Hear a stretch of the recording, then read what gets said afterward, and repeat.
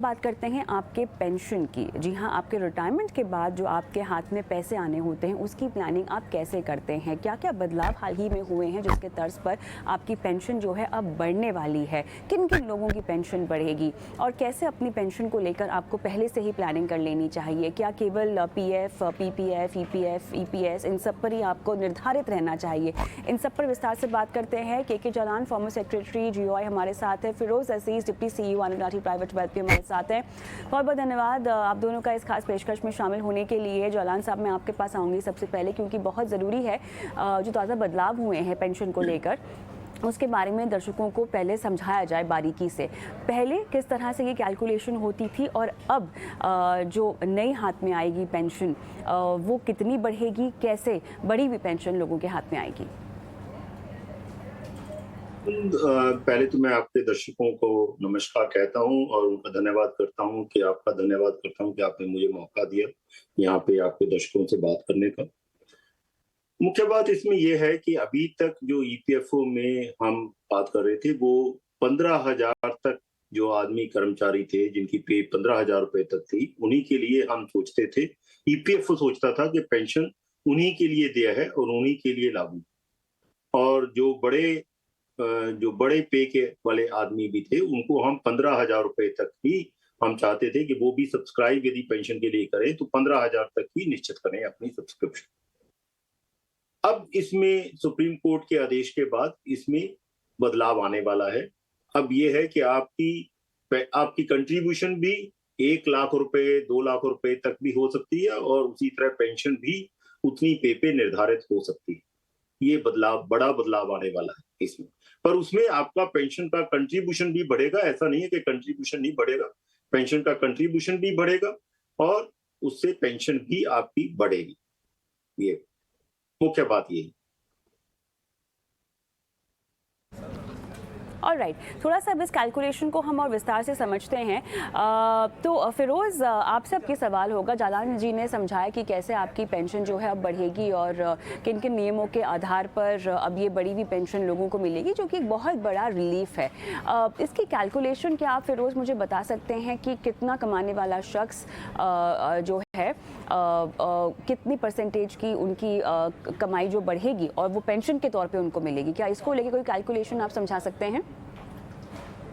Yes Kavita ji, देखिए अगर हम 3 सिनारियोस देखें तो अगर किसी की बेसिक सैलरी हो 20 लाख रुपए की, तो एम्प्लॉयर्स कंट्रीब्यूशन जो है आज अगर 2,40,000 है, 12% ऑफ बेसिक सैलरी, 20 लाख का 12% होता है 2.4 लैक्स। एम्प्लॉयर्स कंट्रीब्यूशन भी 2.4 लैक्स होता है। तो कुल मिला के अगर ये दोनों कॉन्ट्रीब्यूशन को मिला के अगर हम देखें और अगर 8.5% की अगर हम ईयरली इंटरेस्ट लें, तो जो पेंशन आती है उसकी जो 40,000 rupees per annum per month की पेंशन की आपको सुविधा मिल सकती है इस कंट्रीब्यूशन से। जैसे जलान साहब ने कहा कि कंट्रीब्यूशन बढ़ेगी, तो ये है इम्पैक्ट कंट्रीब्यूशन बढ़ने का, क्योंकि पहले कैप थी, अब वो आप कंट्रीब्यूशन बढ़ा के with 2.4 lakh plus 2.4 lakh you can get a monthly pension of 40,000 rupees.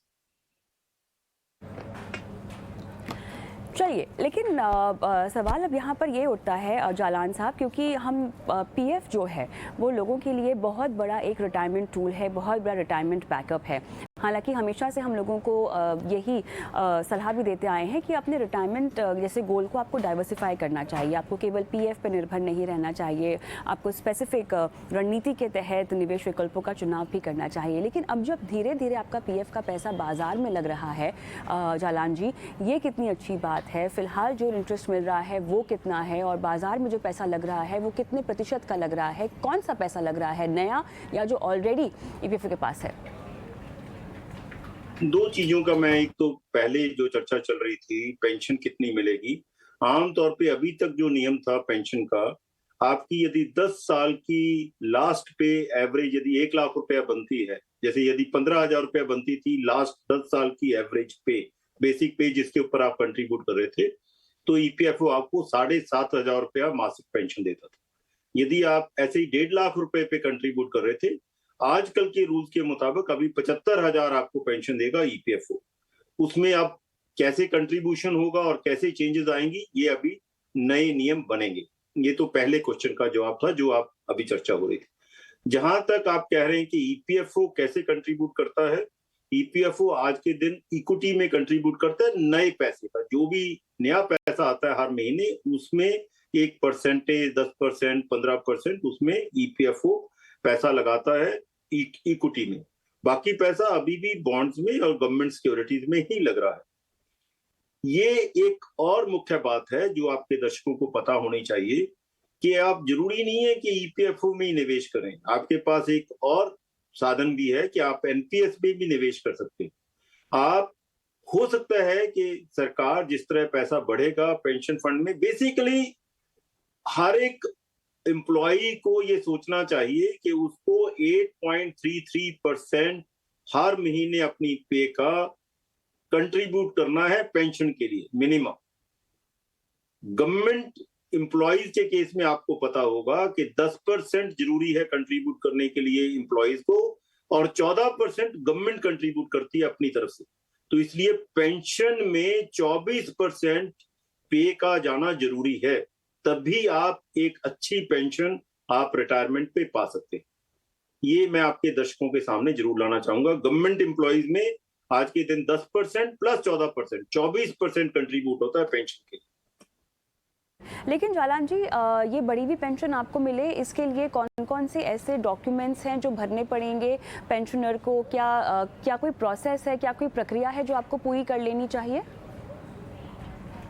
वो रूल्स नियम, सुप्रीम कोर्ट का आदेश अभी आया है, उसके बाद के अभी नियम पूरे खुल के अभी सामने नहीं आए हैं। अभी नियम बनेंगे और नियम की वो स्कीम अभी लागू हो गई, पर इसमें कोई ज्यादा पेपर नहीं भराए जाते। आपकी कंट्रीब्यूशन उसी तरह जैसे नियम बनेगा उससे आपकी पे से कंट्रीब्यूशन होनी शुरू हो जाएगी।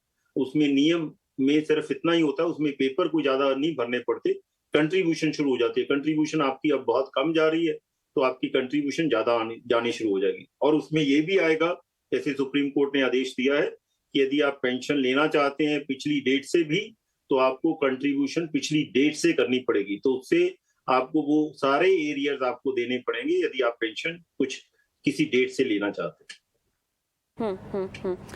फिरोज, यहाँ पर पीएफ बैलेंस को लेकर, उसे चेक करने को लेकर, पीएफ ट्रांसफ़र को लेकर बहुत जागरूकता लोगों में कम है। जहाँ तक समझ में आता है, जो सरकारी कर्मचारी हैं वो तो फिर भी इस बात को लेकर काफ़ी जागरूक रहते हैं, लेकिन जो प्राइवेट सेक्टर के एम्प्लॉयज़ हैं, क्योंकि पीएफ कंट्रीब्यूशन उनके लिए ऐसा नहीं है कि मायने नहीं रखता, बिल्कुल रखता है, लेकिन अक्सर देखा गया है कि उनके पास दूसरे भी इन्वेस्टमेंट एवेन्यूज़ हैं जिनको वो एक्सप्लोर करना चाहते हैं। कौन कौन सी ऐसी बुनियादी बातें हैं फिरोज जो आपको अपने पीएफ को लेकर ध्यान में रखनी चाहिए? जैसे कि कंट्रीब्यूशन आपको चेक करना चाहिए, आपका किस तरह से बैलेंस मेंटेन हो रहा है, अगर आप जॉब चेंज कर रहे हैं तो किस तरह से अपने पीएफ को आपको ट्रांसफ़र करवाना चाहिए। कौन कौन सी ऐसी बारीकियां हैं जो आपको ध्यान में रखनी चाहिए? कविता जी, देखिए, सबसे इंपॉर्टेंट बारीकी वो है जो आपको फाइनेंशियली और अमीर बना सके। I will come to the logistical things second. पहले देखिए क्या है कि जैसे जलान साहब ने भी कहा कि ईपीएफओ आज इक्विटी में डालते हैं, बट वो पास थ्रू नहीं है। इसका मतलब ये है कि इक्विटी मार्केट कम भी करेगी तो ऑफ कोर्स रिटर्न्स घटाने की बात करेंगे, और घटा भी सकते हैं ब्याज दरों को, बट वो पास थ्रू नहीं है। अगर इक्विटी मार्केट ट्रिपल हो जाती है, इसका मतलब ये नहीं है कि आपकी ईपीएफओ इंटरेस्ट को 20% कर देगी। So that is risk mitigant for EPFO, इसीलिए वो 10 से 15% इक्विटी में डाल रहे हैं। और ईपीएफओ भी जहां पैसा डाल रहा है वो सिर्फ ईटीएफ में डाल रहा है। आज 100% ईपीएफओ का पैसा 2-3 एसेट मैनेजमेंट कंपनी के थ्रू सिर्फ इंडेक्स फंड में जा रहा है, वो भी ज्यादातर सेंसेक्स, ज्यादातर नहीं, almost all as per my knowledge goes into Nifty and Sensex ETF. तो उसमें आपकी जो रिटर्न है, अगर ब्याज दरें नीचे जाती हैं तो घटाने में उसको रोकता है। That's equity exposure. अब एनपीएस जो है वो पास थ्रू है, उसमें आप निर्णय लेते हैं कि आपको इक्विटी में जाना है, और उसकी जो एडवांटेज है, पूरी एडवांटेज पास थ्रू होती है एनपीएस में।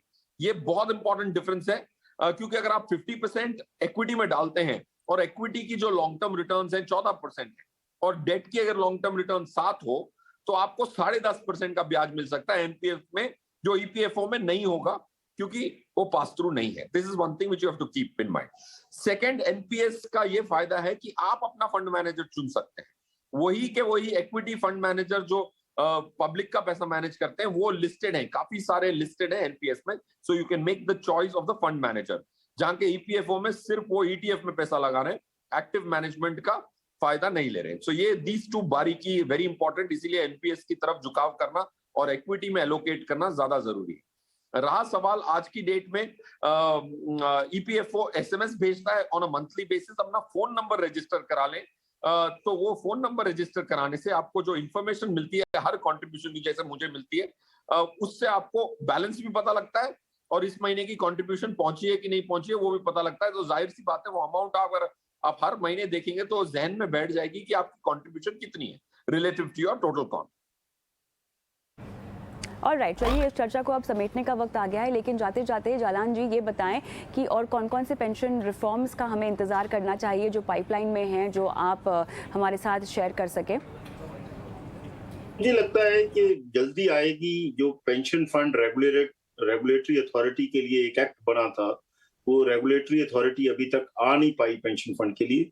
अभी वक्त आ गया है सुप्रीम कोर्ट की जजमेंट के बाद ज्यादा, एक पेंशन फंड रेगुलेटरी अथॉरिटी पूरी तरह एक लागू होगी, जिसमें ईपीएफओ भी और बाकी सारे पेंशन फंड भी उसके कंट्रोल में होंगे और उससे पेंशन फंड्स का कुछ सुधार होगा। आज के दिन इंडिया में ये पता ही नहीं है कि हमारे पास पेंशन फंड्स कितने हैं।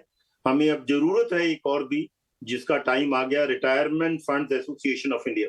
Mutual funds association of India है, association of mutual funds of India, ऐसे ही association of retirement funds of India की बनने की जरूरत है बहुत जल्दी। बिल्कुल सही कहा आपने, हम सबको इंतज़ार रहेगा इस बेहतरीन और कड़े रिफॉर्म का, और जैसा कि आपने कहा कि समय की मांग भी है, ज़रूरत भी है और ऐसा हो ही जाना चाहिए। बहुत बहुत धन्यवाद जालान जी, समय निकाला आपने इस बेहद खास चर्चा के लिए।